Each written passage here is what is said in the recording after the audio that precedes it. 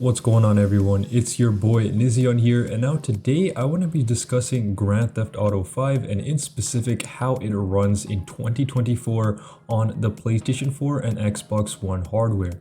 Now, I made a short a few months back about how this game, even in this year on the PlayStation 5 console or the Series X or S, you're still going to be getting a locked 30 FPS. As you can see right here, I am playing on the PS4 variant of Grand Theft Auto 5 and in specific GTA Online.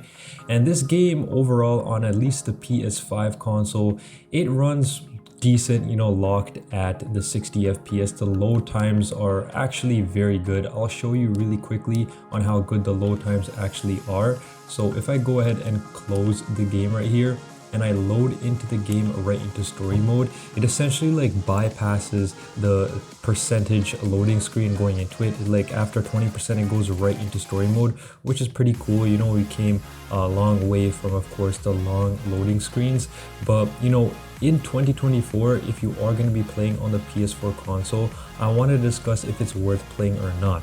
So if you just purchase a PlayStation 4 or if you just purchase a Xbox One console, and of course you wanted to play Grand Theft Auto Online, at least as a solo player or with your friends, it's definitely a very good playable game.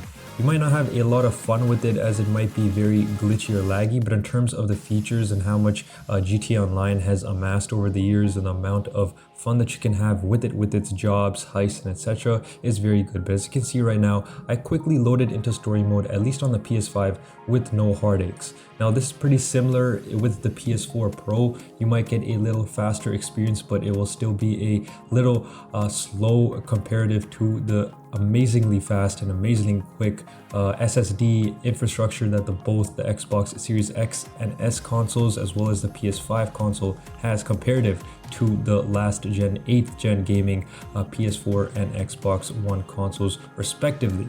Now loading into here, you can really see that it is not that bad visually. Even to this day, they did a decent job on the PS4 version of this game, even comparing it to the expanded and enhanced quote-unquote versions of the game. So like I said right here, I'm going to load into Grand Theft Auto Online into an invite only session, and you can then see how quickly it is to go into that.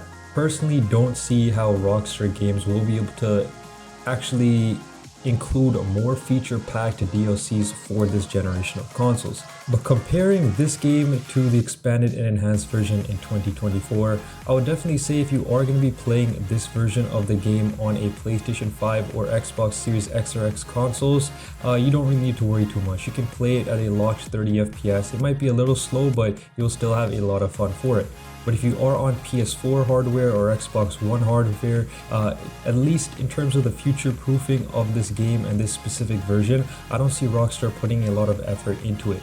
Reason being is actually because of the crunch that is in the Rockstar Game Studio right now. And if you don't know what I mean by crunch, it's essentially the workers being overworked to do a lot of work that is unpaid or over their time to produce content, which lacks the quality that once Rockstar did have as a game studio. So that is just unfortunate to see on their back end, and that's why I don't think that they'll be putting too much effort in keeping this version of the game alive with more future updates.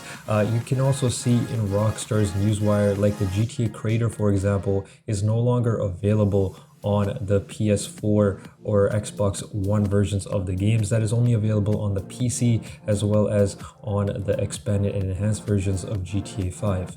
So like I'm walking around, I can shoot, I can do missions, I can do all the heists that are currently active in the game. There's no real feature that is missing, makes it a very playable kind of game. So if you wanted that question answered on whether you should buy or play the PS4 or Xbox One version of GTA 5 in 2024, it comes with obviously a circumstance in which if you are fine with playing with 30 FPS and you're fine with like no big future updates for the game and you just want to play with the current updates, you can definitely do so. You can have fun with this game, with the playlist, with your friends. If you want to play, there's no real issue there. But in terms of the future proofing, I don't really see it going much further than really this in terms of more major updates and support from Rockstar Games from their backend. But hopefully this video helped you guys out, and hopefully it was insightful for some of you that were interested in purchasing this game on these select consoles and at least playing it in 2024.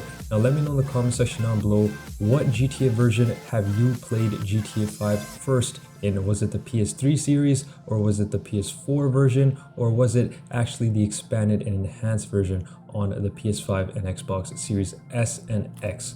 Now, I'll be catching you guys all in my next video. It's been your boy Nizion. Goodbye.